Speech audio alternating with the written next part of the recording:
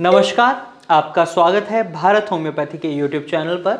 और आज इस वीडियो में हम बात करने वाले हैं सर्दियों के मौसम में रेमेटॉइड अर्थराइटिस के पेशेंट जो जोड़ों में दर्द महसूस करते हैं, अकड़न महसूस करते हैं, उससे वो छुटकारा कैसे पा सकते हैं। सबसे पहले सवाल यहाँ ये उठता है, क्या सर्दियों के मौसम में जो उनके जोड़ों में दर्द होता है, अकड़न होती है, वो बढ़ जाती है?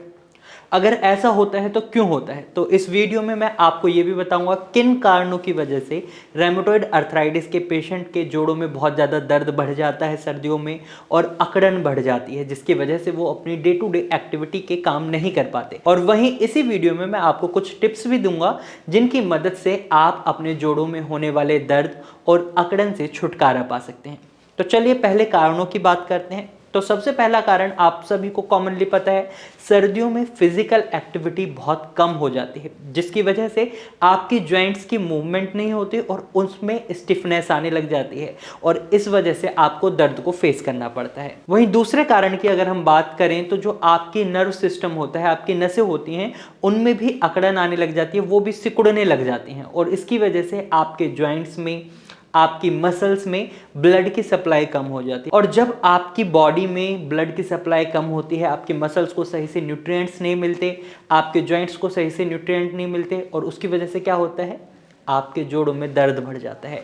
नंबर थर्ड कारण की हम बात करें तो सर्दियों के मौसम में आपकी मसल्स में भी अकड़न आने लग जाती है, जिसकी वजह से आपके जोड़ों में दर्द होने के चांसेस होते हैं। नंबर फोर्थ कारण की अगर हम बात करें तो जो आपकी बॉडी में रिसेप्टर होते हैं, यानी आपकी जो नाड़ियां हैं आपके शरीर में, उनका काम क्या होता है? इनका काम ये होता है कि आपके शरीर में अगर कोई भी छोटी सी चोट लगती है तो ये उसको सहन करने की शक्तियां आपको देती हैं, लेकिन सर्दियों में ये बहुत ज़्यादा सेंसिटिव हो जाती हैं और इसी वजह से हमें देखने को मिलता है सर्दियों के मौसम में कई बार पेशेंट्स के अगर छोटी सी भी चोट लगती है तो उन्हें बहुत ज़्यादा दर्द महसूस होता है और इसी वजह से जो ये नाड़ियाँ हैं आपके जॉइंट्स में भी हैं, आपकी स्किन्स में भी, आपकी पूरी बॉडी में है और इसी वजह से जब ये बहुत ज़्यादा सेंसिटिव हो जाती हैं तो इसी वजह से आपको दर्द को फेस करना पड़ता है।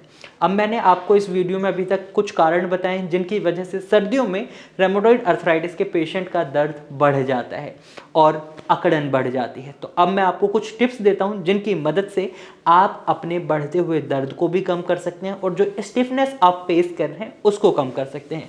तो हमें क्या करना है, हमें इन्हीं कारणों पर काम करना है जो आपके दर्द को बढ़ा रहे हैं, हमें उन्हीं कारणों को धीरे धीरे एलिमिनेट करना है। सबसे पहले आपको अपनी डे टू डे एक्टिविटी में फिजिकल एक्टिविटी को इंक्लूड करना होगा। आपको कोशिश ये करनी है कि आप जब भी कहीं बाहर जाते हैं तो अच्छे से वॉक करें और आप घर पर भी हैं तो आप कोशिश ये करें 2 से 3 घंटे के बीच आप अपनी बॉडी को थोड़ी सी फिजिकल एक्टिविटी दें। रेमेटॉइड अर्थराइटिस की शुरुआत जनरली इन छोटे जॉइंट्स से होती है, तो आपकी हाथ की एक्सरसाइज बंद नहीं होनी चाहिए। आप दिन में कम से कम 3-4 बार इसको करें 15 मिनट के लिए डेली बेसिस पर। तो इससे क्या होगा, आपके जॉइंट्स में स्टिफनेस नहीं होगी और आप अपनी डे टू डे एक्टिविटीज़ को कर पाएंगे। और अगर आप ऑफिस जाते हैं, वर्क लाइफ है आपकी, तो आपको क्या करना है, आपको स्टेयर्स को चढ़कर जाना है, आपको लिफ्ट यूज़ नहीं करनी है सर्दियों के मौसम में खासकर।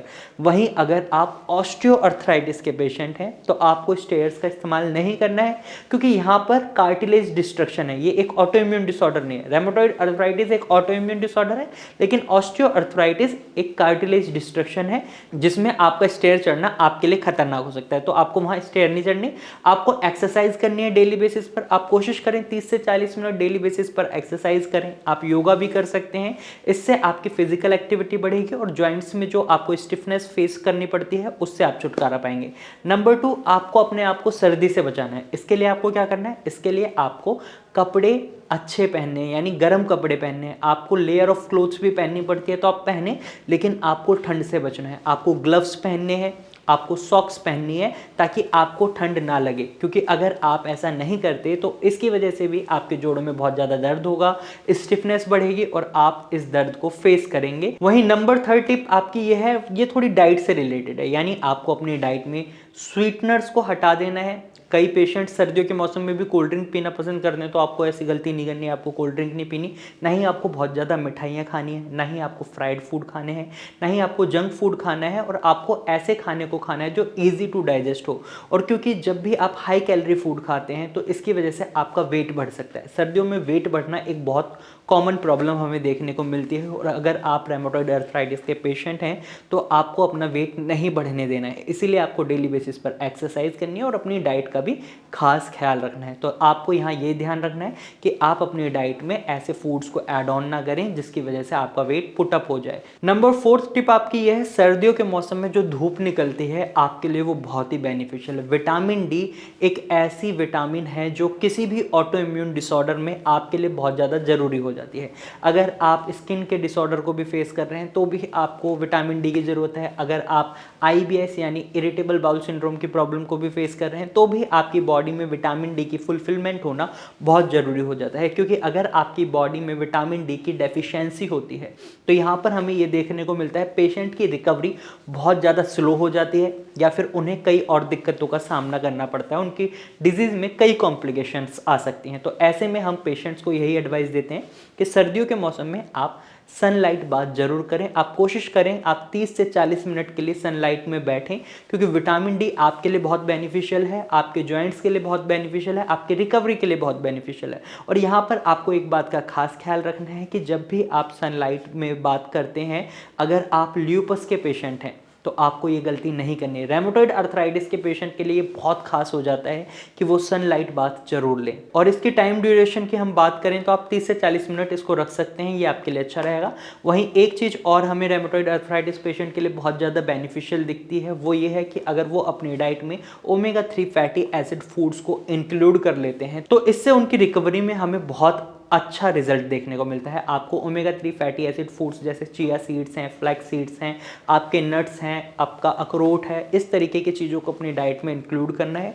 इवन अगर आप रेमेटॉइड अर्थराइटिस के पेशेंट नहीं हैं, आप किसी भी तरह के अर्थराइटिस के पेशेंट नहीं हैं, तो भी आपको इन चीज़ों को अपनी डाइट में ऐड ऑन करना चाहिए, क्योंकि इससे क्या होता है आपके जॉइंट्स को अच्छी स्ट्रेंथ मिलती है और आप इन बीमारियों से बचे रहते हैं।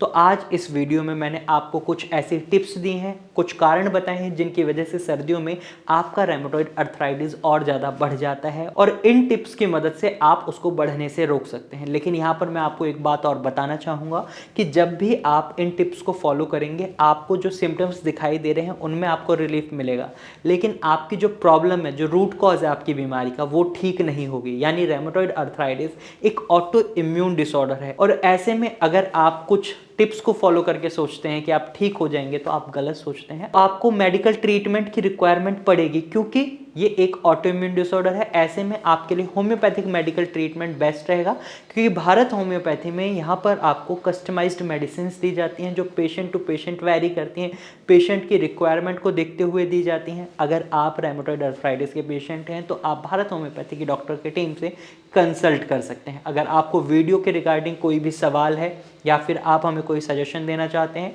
तो आप कमेंट के थ्रू अपना सवाल हमसे पूछ सकते हैं और अपना सजेशन हमें कमेंट के थ्रू दे सकते हैं। तो आज की वीडियो में सिर्फ इतना ही, फिर मिलेंगे एक नई वीडियो के साथ, तब तक के लिए नमस्कार।